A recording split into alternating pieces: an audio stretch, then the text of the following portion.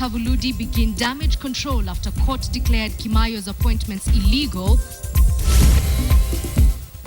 It was meant to bring the MCAs back to national government. Dr. Nu, who's the chairman of the speakers, he was fronting that. We knew it. Now we have reached a stage where now we have changed and they are saying that 15% will cover everything. That was not the intention of the constitution. Governors insist State House is using divide and rule tactics to kill devolution. Labda anaibu kwenda nyumbani, alitokea kitambo, alisomeshwa vizuri, wazazi walikufa ama alikosa kufanya chochote nyumbani, labda ana nyumba.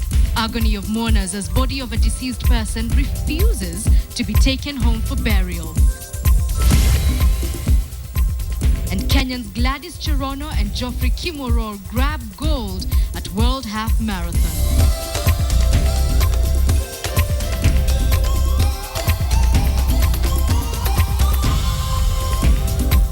Good evening and welcome to this edition of KTN Weekend Prime. My name is Edith Kimani. I'm sitting in for Yvonne Okwara, who is away on a separate assignment. But let's begin this bulletin tonight with the latest development in the beleaguered security docket. Now, the Inspector General of Police, David Kimayo, and the Chair of the National Police Service Commission, Johnston Kavuludi, have denied that they are bickering over appointments and transfers of police bosses. They came out to clear the air about Thursday's court ruling that declared Kimayo's appointment of 47 county police commanders illegal. Wilkis Tanyabwa kicks off this show with that report. Inspector General of Police David Kimayo was singing a different tune this afternoon. He went from vowing to file an appeal against a ruling issued on Thursday to declaring that he was now satisfied with the findings of the court. There was really nothing to appeal for. And the chairman has come out in his statement clearly that it was actually the part of the media that misreported or misquoted the judgment of the judge. Kimayo had said he would file an appeal against a ruling that declared that he had no powers to appoint or transfer county police commanders. The International Center for Policy and Conflict had accused Kimayo of unilaterally appointing 47 county police commanders, contrary to the Constitution. The High Court ruled that even though Kimayo had no powers to effect transfers of members of the police service, he could do so temporarily to ensure that there was no vacuum. This a ruling that Kimayo now declares he is happy to accept, backed by Police Service Commission Chair Johnston Kavuludi. We as National Police Service and also the Commission, through the Attorney General, was to appeal. But because we received the court order last evening, and today we were studying it, then we realized that there was really nothing to appeal for. So when decisions of the commission are made, the decisions of the commission are usually implemented or communicated by the Inspector General on behalf of the commission. So a decision that is conveyed to the public by the Inspector General, if it relates to the mandate of the commission, is usually the decision of the commission. Kimayo had argued that as a police boss, he had the power to transfer, remove, or retain police officers. But as Kimayo and Kavuludi tried to straighten out their relationship, a section of leaders sought to remind them that they had a more urgent obligation to deal with insecurity.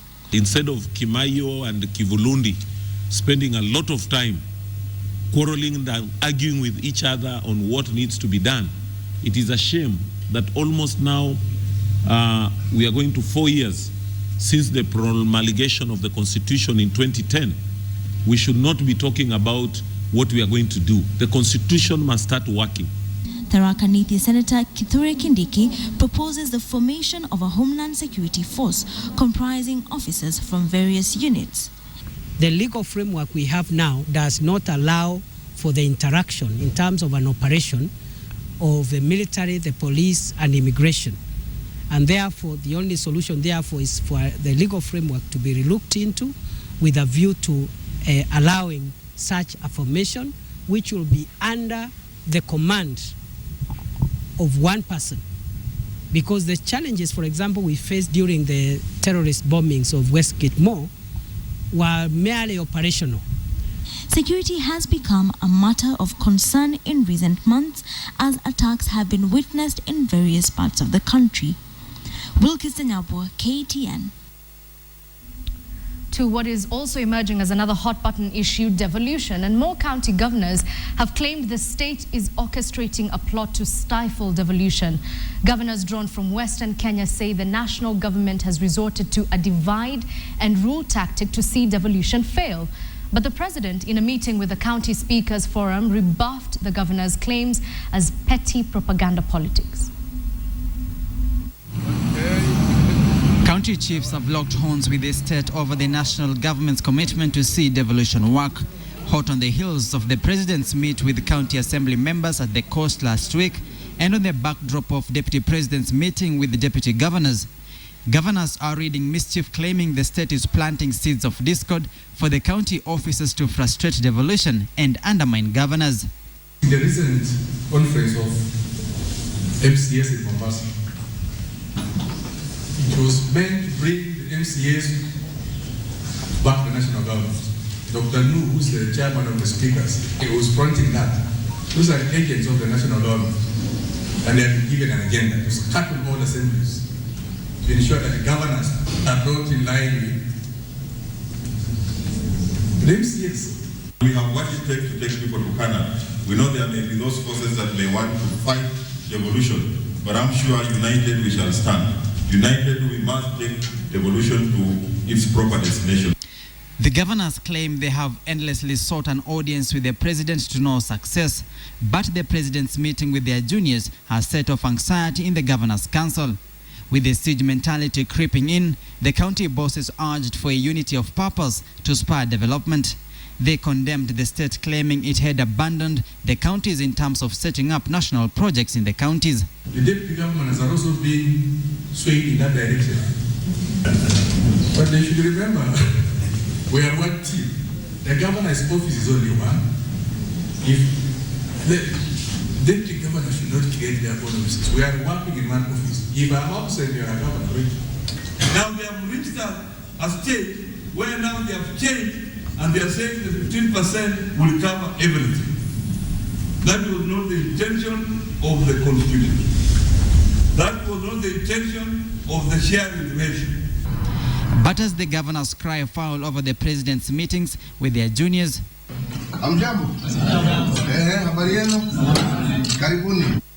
at State House, the president and his deputy were meeting with County Speakers Forum members for a consultative talks. The meeting focusing on what a dispatch from State House described as issues of mutual interest to the county and national governments. The president rebutted the governor's claims that his administration is out to kill devolution as cheap propaganda to gain political capital. Uhuru warned the governors against dragging cheap politics into the implementation of the devolved system of government. Expressing his government's commitment, the president says if the government was anti-devolution, it would not have allocated counties 210 billion shillings, about 32% of the audited national revenues, which is more than double the 15% minimum provided in the Constitution. Samogina, KTN. Well, away from politics and devolution, let's have a look at some good news for Kenya. Gladys Cherono became the fourth Kenyan woman to be crowned World Half Marathon Champion after winning the 2014 World Half Marathon title in Copenhagen, and that's in Denmark. 21-year-old Jeffrey Kamoror won the men's race in world-leading time of 59.7 minutes on a day Kenya yet again underscored her supremacy over the nations in road running. Just heading things along now. The Kenyan women to the 2014 edition of the World Half Marathon looked set to upset the form in the streets of Copenhagen, Denmark. Only Ethiopian athletes dared to challenge the Kenyan queens, but they were quickly shaken off. Only the Kenyan uniform dominated the lead, and it was a matter of time to tell who among the 5 Kenyans would take victory. Lots of huge pride. Lucy Kabu dropped back after showing signs of fatigue, while Gladys Cherono accelerated and opened a noticeable gap. The double African champion eventually cut the tape in a time of 1 hour, 7 minutes and 29 seconds ahead of Mary Washera, while leading Kenya to a historic 1-5 finish for a perfect score that handed them the overall team title. A great silver for Mary and Ngugi.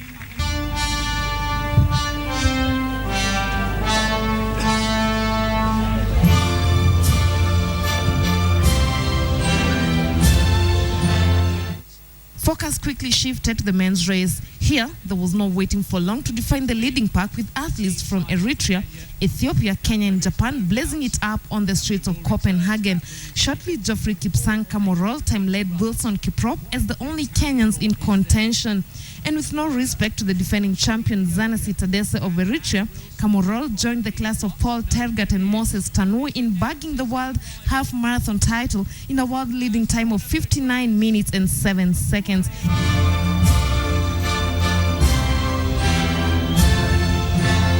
Ethiopia took silver, while Eritrea was content with a bronze and a team gold.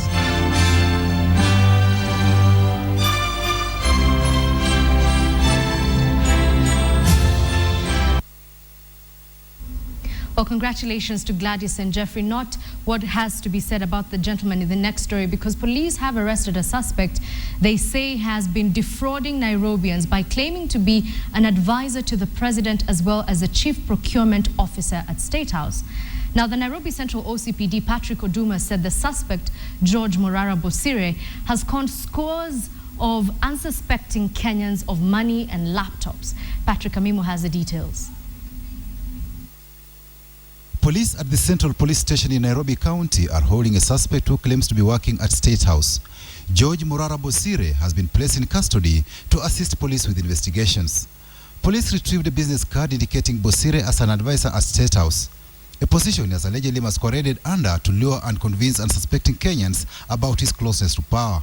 This is a pure con man who doesn't even know where State House is, leave alone having those documents as a chief procurement officer or legal advisor at State House. He doesn't know what a state advisor is. There's no such a post. And indeed, he has this card, which he uses to do whatever he does. Police say Bosire was on their wanted list. He has some pending warrants of arrest pending against him in the courts. There are some cases pending against him in various stations within Nairobi. Immediately after his arrest, some of his alleged victims started showing up. Willis Aduda, a veterinary graduate from the University of Nairobi, claims he met Bosire at Harambee House after he had been referred to him by a close friend. Bosire allegedly promised to get him a job at the Ministry of Health. And Willis says he banked all his hopes on Bosire cancelling out his unemployment days every single passing day. He told us that you just don't worry, just leave your bags there. We're going to see my boss here for just like 2 or 3 minutes, then we'll head back to town where we're going to be posted at your respective place of work. So we went there at first floor. We sat at the reception there. There was another guy they were with whom he told us that guy was his bodyguard. After 5 minutes, they said bodyguard walked out. Then we remained with this George guy. He never suspected he could be conned. When we came down from the first floor, he was nowhere to be seen. So me, I had a Samsung laptop, my BVM Bachelor of Veterinary Medicine degree, the transcripts, my KCSE certificate, my KCP certificate. I also had a 160 GB Transcend and my stethoscope. So all those stuff, I lost them. Evelyn Amondi, another alleged victim of Bosire's tricks, says Bosire had promised to get her relatives jobs in government. He asked me, by the way, can it be that you have somebody in your house that doesn't work, or your brother or your cousin, you give her or him to me, I can assign her or him a job. Then I told him, yeah, haiwezi kosekana, I have my cousin and my brother. Then he told me, give me your brother so fast, so that naweza muandika job. Nikamuuliza job ya nini? Akaniambia ni statistical job. Yenye akikuja lazima kuje na laptops na certificates. Bosire will be arraigned in court on Monday. Patrick Amimo, KTN. To Imenti North, where the MP Rahim Dawood has been accused of constructing on a wetland against the law. Now, the Meru County Executive for Planning, Dr. Paul Mugambi, said the MP bought the land from someone who acquired it illegally from the former Meru County Council and wants the land surrendered back to the public. This piece of land located in Meru County is the bone of contention between the Meru County government and Imenti North MP Rahim Dawood. At the moment, construction of a project worth 500 million shillings is ongoing on this piece of land, and it has ticked off area residents. Kuna wakati samani hapa kulikuwa morim, ni watu walikuwa competited. Wale walikuwa hapa walikuwa competited na ikawa ni mahali pa county council. Kwa hiyo ikabakia ikiwa mahali pa serikali. Hata tukiwa hapa sisi tunashangaa sana tukiona private developer ambaye ni Rahimu akiwa anajenga hapa. On his part, the County Executive for Planning, Dr. Paul Mugambi, accused the MP of illegally acquiring the land from unscrupulous people. This land is public, and the history of it is public. Whether he owns a title deed or not, as far as we are concerned, that one is fake, and if not fake, then it must have been issued irregularly. But in a quick rejoinder, wakati huu tunasimama ni mali yangu na mali nimenunua juzi na sio public land vile watu wa county wamesema, wamenipatia notice wakisema ninajenga. Nilikuwa nalainisha plot yangu na sio public land. the MP vowed to continue with the construction, saying only the court could stop him. He says he has 4 title deeds out of the 15 that were issued for the land. Nimenunua kihalali, imepita kila mahali. Hakuna mahali tumekata kona. Tumepita kwa land board na kila kitu, na niliuziwa na mtu mmoja anaitwa Jacob Mobi. From the background of the defunct county council, public land was being dished anyhow. And this is something we cannot condone as the county government. Area residents say the land near the Kenya Methodist University, where construction works are ongoing, is a source of several springs in Kaga village, and no one should be allowed to build on it. However, the MP said that the ongoing construction was meant to benefit the locals. Najma Ismail, KTN. Let's now have a look at the bizarre, and it occurred this morning, the story that we're reading, in Ahero Kochogo village in Kisumu County. And this is what happened. A vehicle ferrying the body of a deceased person was involved in not one, but 2 accidents. Now, this of course led family members to see it as an indication of the deceased's refusal to be transported home for burial. Some of the mourners even suggested that the deceased was refusing to go home probably because he was ashamed of the things that he had not done at home when he was still alive. Wilkis Tanyabwa has the details to this very bizarre story. The body of the deceased, George Mbaye, had been removed from the Kenyatta National Hospital mortuary and was headed to his rural home in Butere, Kakamega County, where he was to be laid to rest. But the family's carefully laid plans were scattered when the vehicle ferrying the coffin was involved in not 1 but 2 road accidents, the second requiring family members to alight while local mechanics tinkered with the vehicle. Tulitoka tu Nairobi vizuri, kufika hapa Kericho tulistukia mara moja gari lose control na tukaingia. Kulikuwa na kokote yenye ilikuwa imemwagwa hapo hivi, gari ikaingia hapo na sanduku ikatoka juu na ikainama. Sanduku ilitoka juu ikainama. Sasa hiyo ajali ya kwanza ikaenda hivyo. Sasa tuna driver akakuja. Sasa tulikuwa tunakuja tu pole pole. Sasa kufika hapa tena driver lose control tena. Ndio sasa hiyo nini yake, hiyo body yote ikatoka ikaanguka kando, naye sisi tukaingia pale ndani. Family members took the accidents as a sign that the deceased had refused to go home.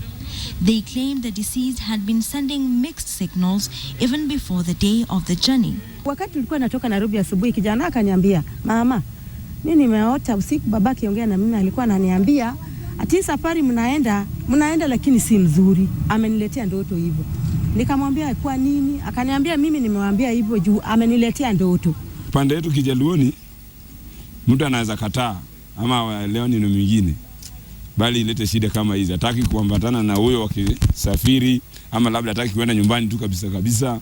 ama labda amehuzunika design nyingine, alikosewa nyumbani, aliepa akasema hata wairudi nyumbani tena, na wanalazimishwa kurejeshwa nyumbani.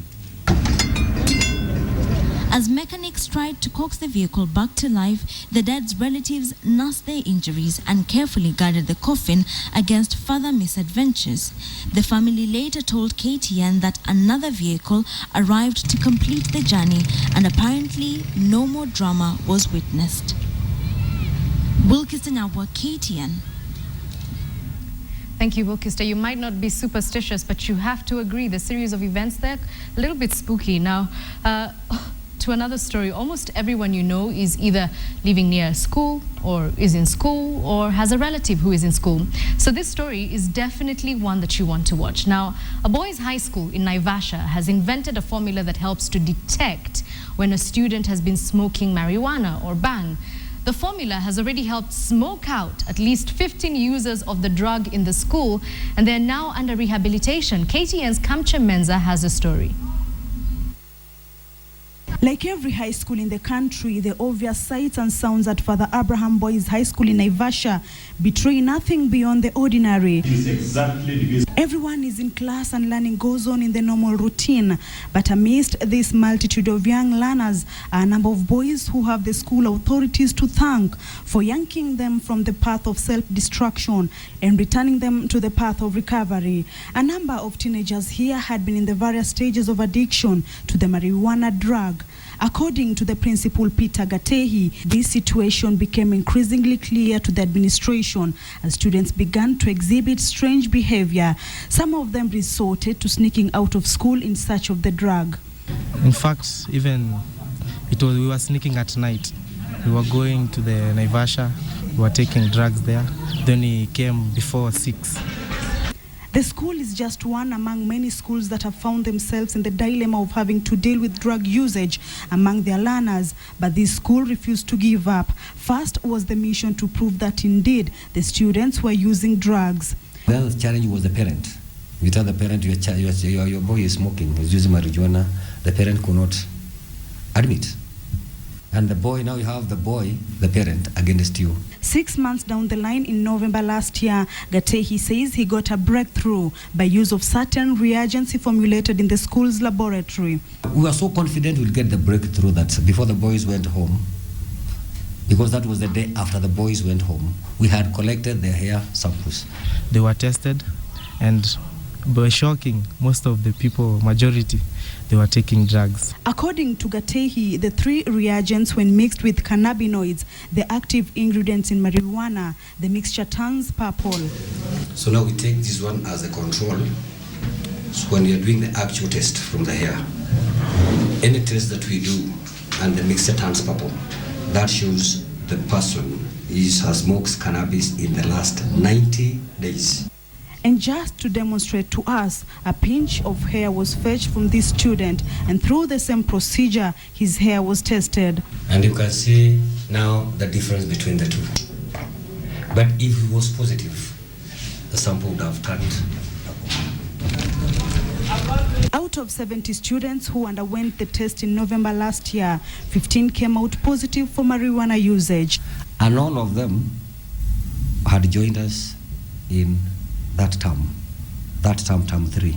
The formula provides the proof of marijuana usage and sets the stage for stage 2 of the intervention.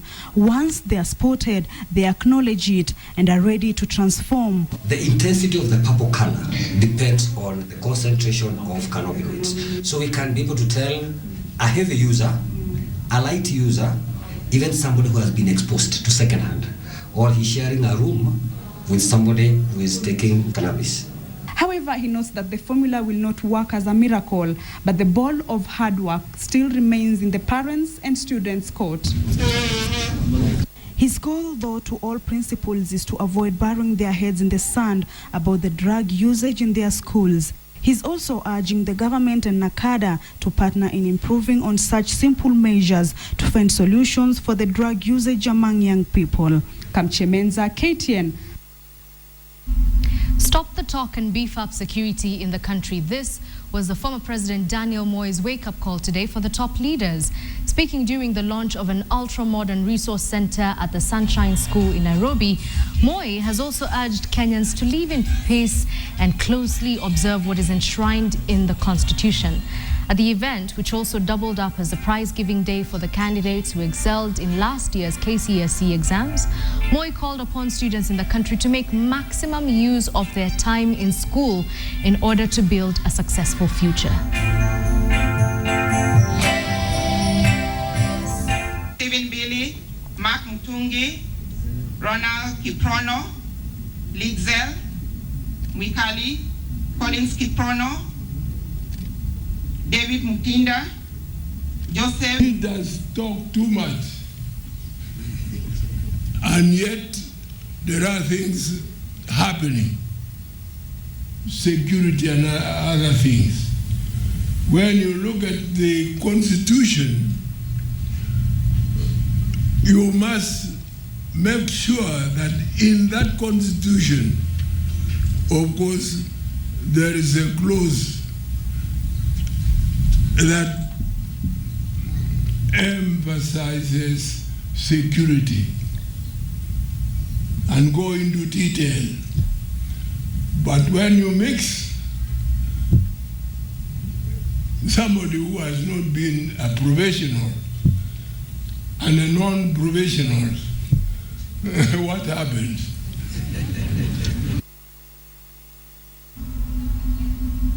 Well, allow us now to do a little bit of chest thumping. KTN was yesterday announced the winner in the just concluded Disability Inclusion Awards 2014 in the information category. Now, KTN won the award for running features on people with disability and for being the only television station that now consistently provides sign language interpretation in the news bulletins.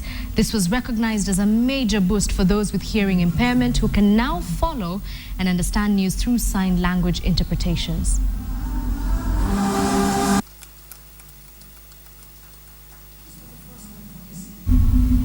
And on that note, we take a short commercial break. We have your Saturday favorites coming up shortly. If you don't know what I'm talking about, stay tuned. What not to do in the competitive Kenyan job market. You are watching KTN Weekend Prime.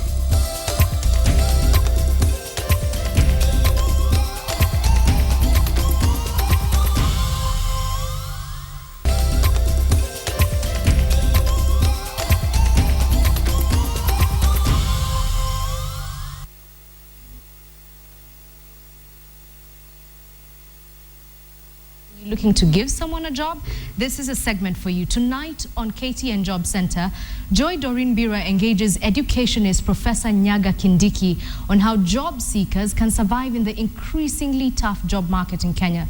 Take a look.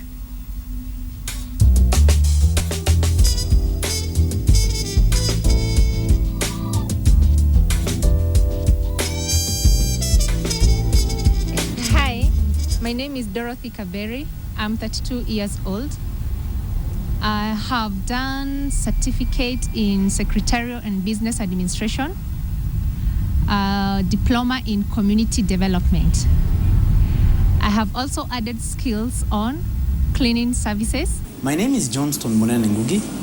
I studied forensics information technology and cybercrime at university. I also run a community-based organization where I am an ICT coordinator. I'm looking for a job in the IT sector. My name is Osodo Bonke. I'm 23 years old. I've done diploma in business administration. I'm looking for a job in that field. If there's anyone outside there with any opportunity in that field, I'll be very glad to be offered an opportunity. After graduation from college, the struggle to find employment begins with millions seeking to enter the job market. Bachelor of Science in Agriculture. Some search for years to no avail, and we continue to ask why. Diversify our curriculum, and because that is an area which has not been exploited, so that many people can, or many young people can be helped to understand that courses that are adherent to agriculture are not only, dirty, but they can also lead to white collar jobs. Because why can't I start maybe farming in a local area and I don't need to go and do it, physically. You can even do it, through planning and open an office in a local area, in a local county area, or a division, or whatever you call it, in a village, and try to help people.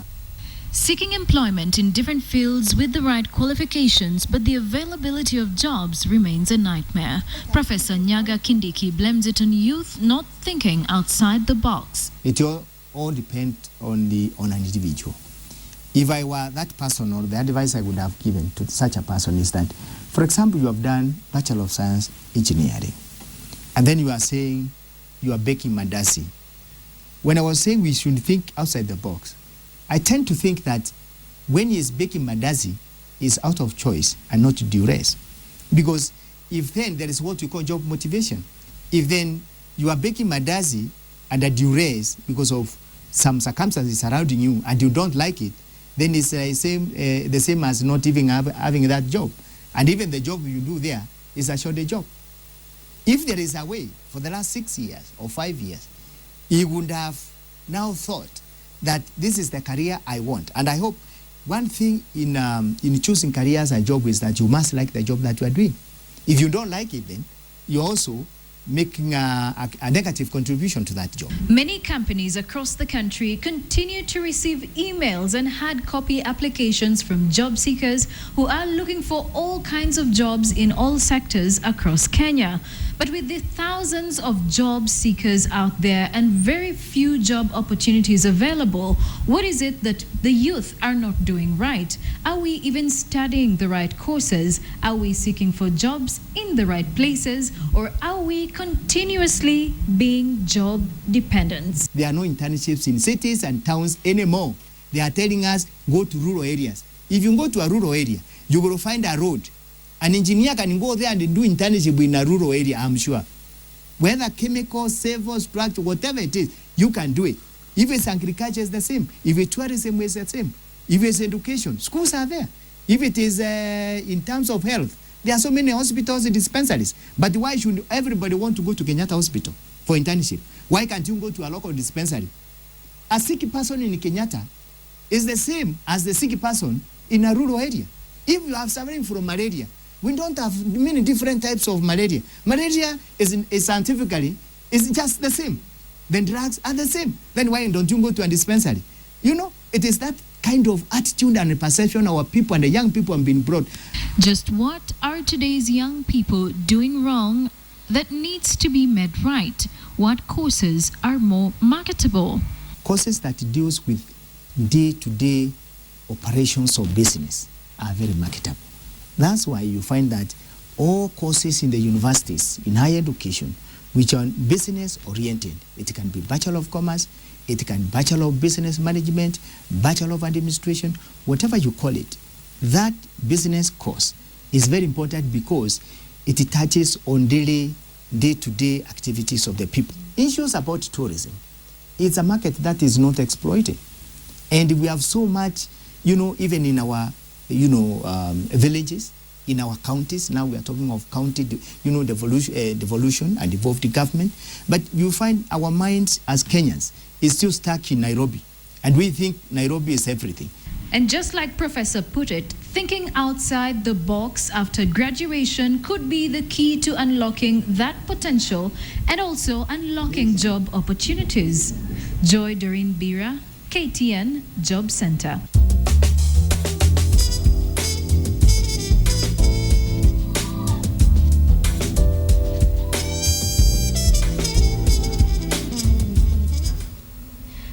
Then there's what happens when you follow all that advice. You get a big break. And tonight, we feature the man who runs Rich Management. His name is Ali Khan Sachu. After studying law at the University of Durham, he has spent 15 years in the UK banking sector, controlling funds to a tune of $17 billion. He was the treasurer and director of all collateralized lending at ANZ Investment Bank. And before moving back home, he was in charge of emerging market financing and short-term interest rates. He returned to Nairobi in August of 2006, and then he published his book, Anyone Can Be Rich. That's the title of the book, based on the NSE and the Kenyan economy. He has been an active investor at the Nairobi Stock Exchange, the Uganda Stock Exchange, and various other African stock markets. Today, Ali Khan Sachu runs Kenya's only online financial portal, Rich.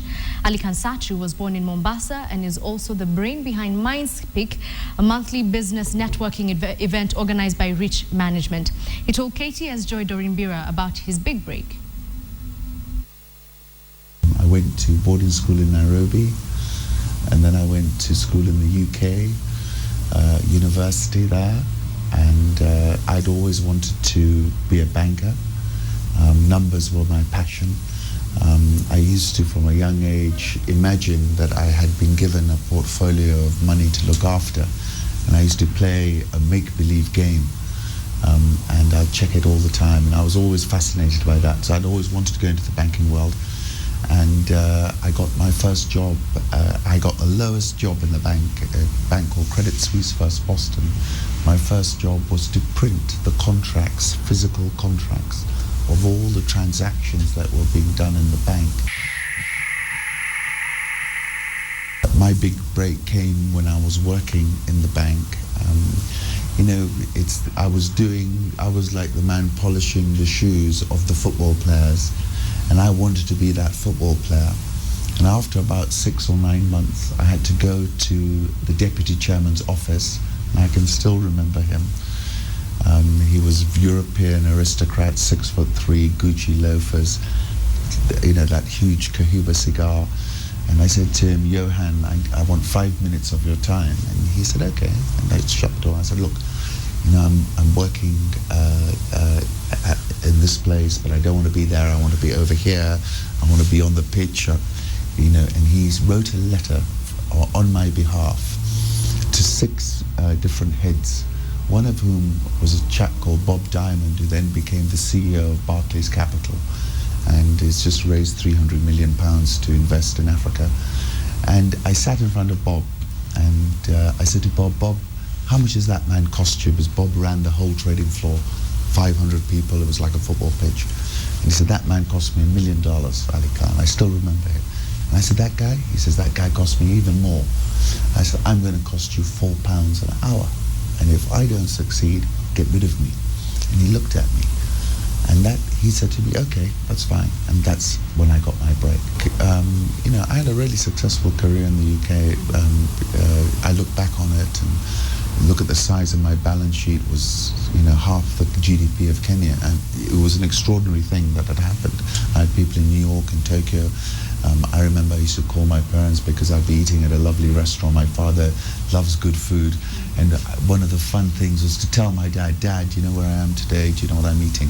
Of course, in those days, you couldn't take photographs and put it on Instagram like you can now. So very happy time, really enjoyed it. But when I turned 40, I just suddenly started thinking to myself, Africa was going to take off. I'd been watching Africa since I was born. I didn't want to be sitting at a desk in London when it was going to take off. Plus, I realized that, we're not like a developed economy. You've got to get to know people, build your relationships. That takes time. And in my experience, it takes at least 5 to 7 years to get your career really moving fast and in the right direction that you want to do. So I thought, look, I've made some money. I can now come back, work out how I get involved, work out what business I do. Fortunately, I don't have to find something immediately. I can work my way around it. So I believed in the Africa Rising narrative. I didn't want to be at a desk watching it. I wanted to be back in it. And more than that, I suppose, I am an African, and I think I was yearning to be back in my continent amongst my people.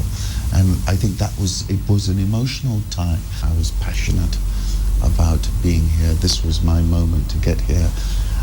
And I wanted to be running a trading desk. I wanted to get to a position like Bob Diamond, and I had my first step on the ladder.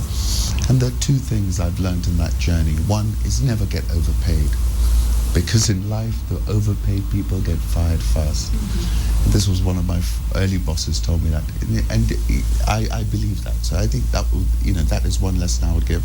And then you've got to work harder than everybody else. I believe in Malcolm Gladwell. Don't know if you've read any of his books, but he's a fantastic writer, well worth reading. And he's analyzed success, and he says the tipping point in success, in personal success, is 10,000 hours. And if you look back at whether you're a violin virtuoso or you're the Beatles, or you look at all the Bill Gates, all these people put in the hours. And I would say that definitely, without doing that, nothing's going to come to you. So very passionate, and I think you've got to be patient. I find a lot of people come to my office and they're impatient. They want it to happen yesterday. They haven't got a strategy of how to make it happen, right? So the key thing is to put yourself in a place where then you can make it happen for you, whatever you're doing. And the journey to that place sometimes takes time, and sometimes it's very momentary. It's like being in a lift with someone, having a split second, and you've got to make an impact so that you can come back and try and do something.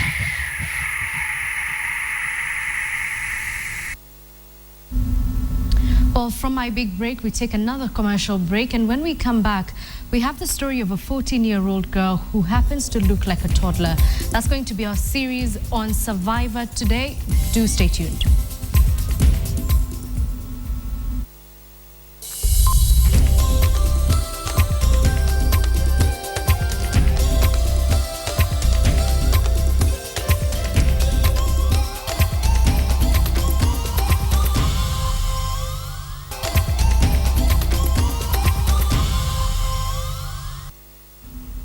Welcome back to KTN Weekend Prime.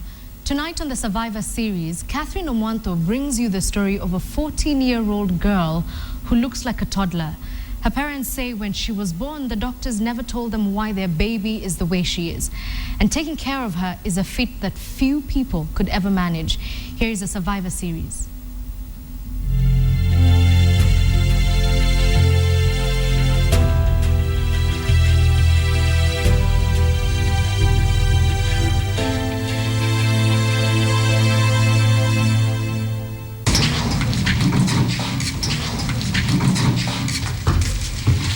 Joseph Gasheru carries a heavy load.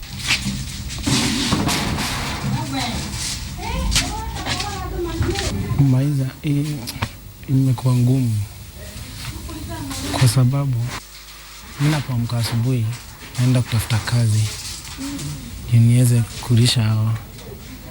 Naenda job napata 200 ama 150 ama nakosa moja.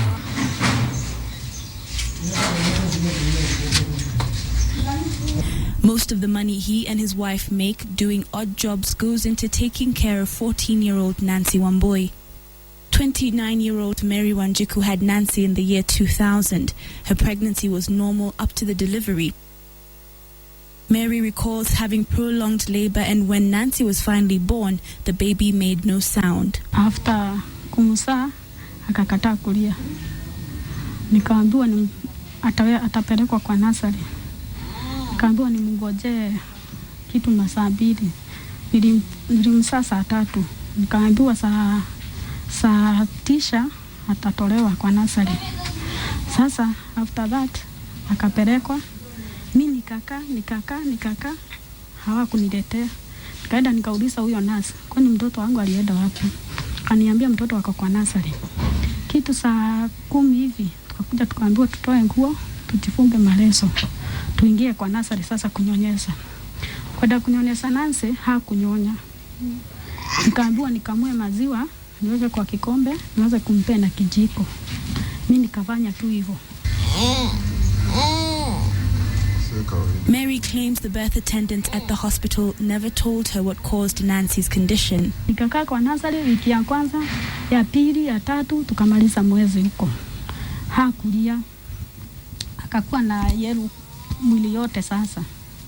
Kupata yellow mwili yote, wakaniambia sasa hakuna dawa ingine. Tumweke hapa mpaka ile siku hiyo kitu itaisha. Nikakaa mwezi ikaisha. Mimi nikaambia mimi nitaenda nyumbani. 15 years old with her first child, Mary relied largely on her mother for information.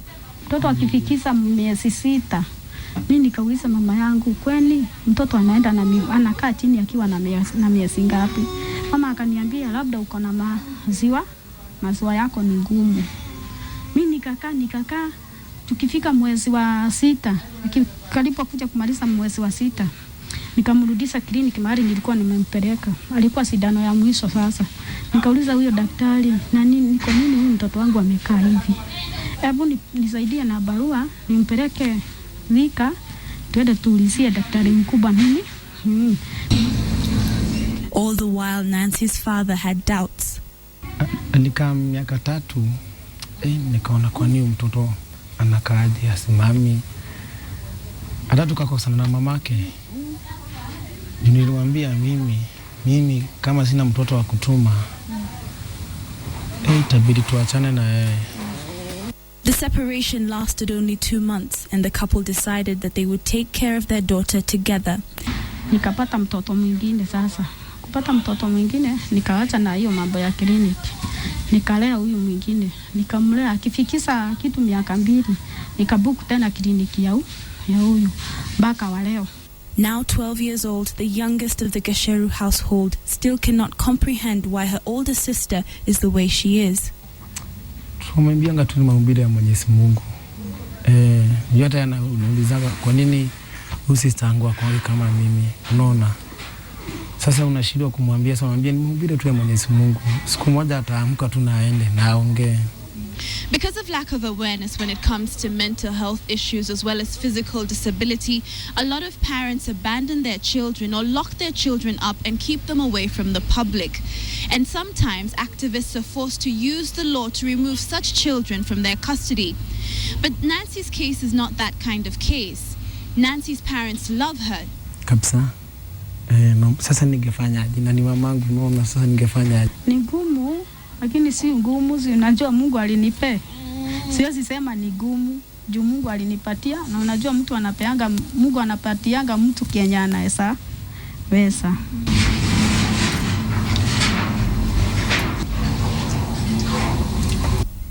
In order to take care of Nancy's special needs, Mary and Joseph require steady incomes so they can afford simple appliances like a blender to make her food more palatable.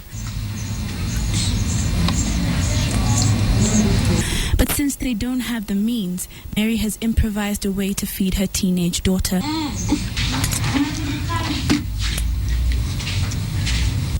But there are other costs they cannot avoid. Ile kitu anakulanga maini inasiagwa sasa na madizi na zile sukuma za kienyeji. Pampers kama diaper anafungwa 3 kila siku. Asubuhi, mchana na jioni kabisa. With their youngest daughter in school, the cost of taking Nancy for physiotherapy is too much for this family. Mary says she has tried to enroll Nancy for the National Fund for the Disabled. Nilienda huko Mbagathi, Westland, kuona kama tutapata usaidizi. Walitusaidia na wheelchair. Wakatuambia kuna pesa za hawa watoto zimetolewa. Tuende Mbagathi, tuchukue tulipe ili tupewa katambulisho kidogo yake. Tukaenda kulipa mpaka saa hii kuuliza anatuambia kitambulisho bado. Sasa huko unaenda unapelekwa hivi unapelekwa hivi hadi tumechoka.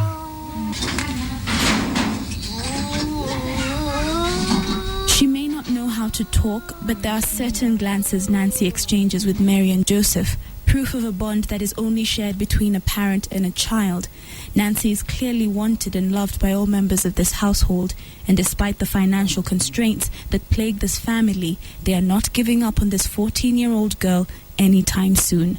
Catherine Omwandok for the Survivor Series.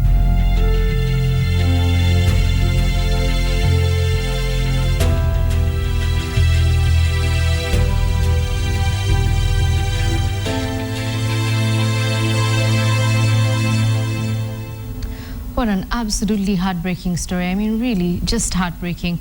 Lynn Washira with the sports. Please give us some good news. I understand that Kenya is not doing well in the rugby either. Is there anything that's positive this Saturday? Yeah, unfortunately, rugby we're not doing so well. But as earlier, we had a story earlier in the bulletin where Kenya actually had a clean sweep in the World Half Marathon in Denmark. But anyway, that story has already run. But we have some more soccer action in the bulletin. But that's after a short break. So do stay with us.